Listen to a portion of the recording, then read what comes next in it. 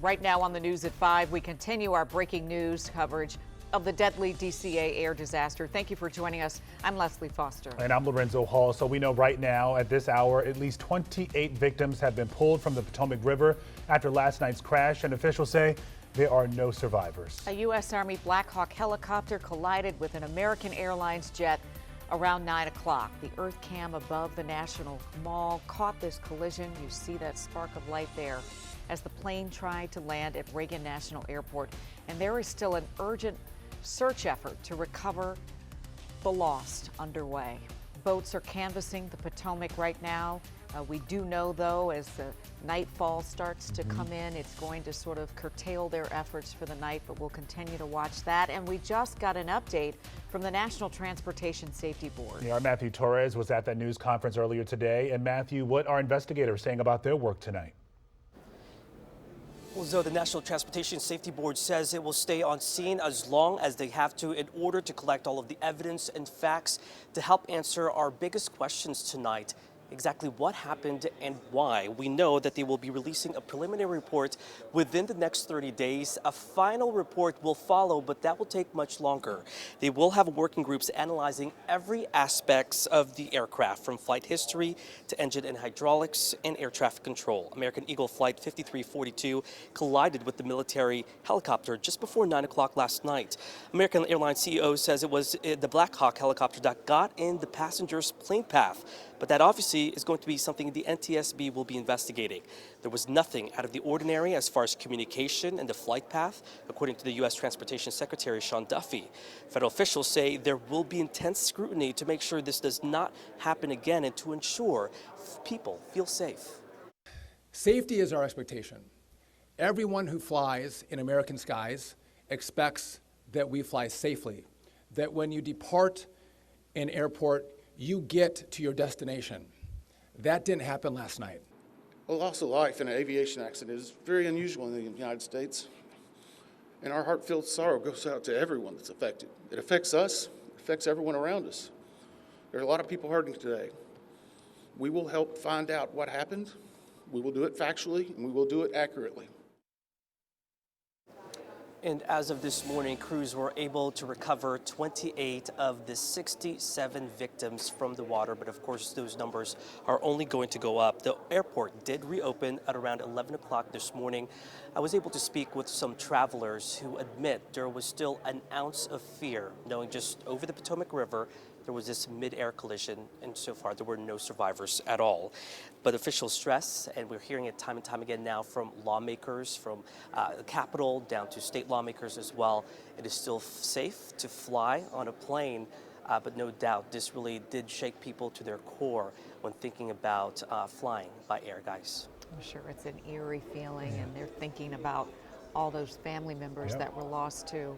That's a lot. In terms of the NTSB and their work, we know the hardest part of their job the next couple of hours or so will be consoling the family members who are still making their way to D.C. right now. Family members of those victims. All right, Matthew, thank you. And as Les mentioned a short time ago, there's still a very active recovery effort happening on the Potomac River. Yeah, let's get back to Melissa Kim. She's live at Gravely Point in Arlington County, not too far from the airport, where people have been stopping by to just say prayers of support for the people who are lost and the first responders doing this life-altering work.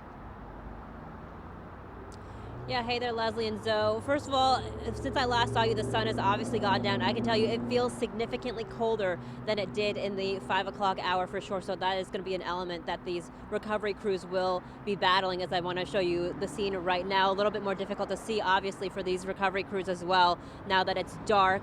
But we did see a couple of those boats that were earlier on the river being pulled up onto shore. And if you can make out those tents there still, those tents are still up. That's where most of the wreckage has been taken when it has come out of the water. And again, as you mentioned, Leslie, people have been stopping by here all day, whether they are neighbors, they live in the area, and just feeling some humanity in all of this tragedy. At Gravely Point in Arlington, federal, state, and local officials continue to recover debris from American Airlines Flight 5342. As police boats patrol the cold waters of the Potomac River, planes roar overhead and land at Reagan National Airport, where flights resumed at 11 o'clock this morning. Kristen Clark-Taylor stood and watched those planes while holding a Bible and praying. I didn't know anyone personally, but aren't we all members of the same human race? Aren't those children there my children too, and your children too? Doesn't that make us all belong to each other? She lives in Reston, Virginia, but like so many others whose curiosity brought them to Gravely Point, felt comfort in being near the site. What else would I do besides get as close as I could to the souls who perished, as close as I could to the spirit of our living God, and just say prayers. Prayers of hope as they watch rescue crews carry pieces of the wreckage. Prayers of strength, prayers of compassion for those souls, for the country, for the world, and just to show more of that is what my prayer is for each and every American in this nation. Back here live at Gravely Point, you see lights here. There have been more lights that have gone up in the last hour again as night has fallen and the sun has set to help these recovery crews get more of the wreckage out of the Potomac River. And I want to go back to what Kristen, the woman that I talked to in the story there, I mean, she just put into words, I think, what so many of us have been feeling in the last almost 24 hours now. Even though we didn't know these people, obviously there's some humanity involved here in that you feel compassion for these families and empathy for these families that are obviously waiting to hear about their loved ones here in the Potomac River. We are live tonight at Gravely Point. Melissa, Kim, back to you guys. She kind of reminds us we're all interconnected. That's right. Mm-hmm. There are no degrees of separation when it comes to this kind of tragedy. We're all touched by this. Melissa, thank you. We're also learning more about the victims on board that plane, and we know that some of them are from our area. Yeah, according to Fairfax County Public Schools, 3 of their students and 6 of their parents died in this crash. They were returning from a figure skating event in Wichita, Kansas. The district put out a statement earlier today saying in part, quote, "Our hearts are broken as we learn that we have lost members of our FCPS family in that tragic accident at Reagan National Airport last night.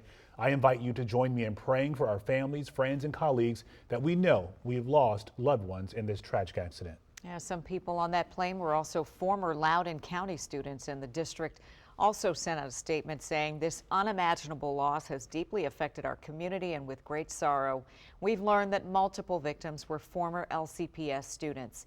Many other Loudoun families have also been impacted, and we extend our deepest condolences to all those grieving in the wake of this tragedy. Yeah, so we mentioned that local figure skaters were on that plane heading back from Wichita.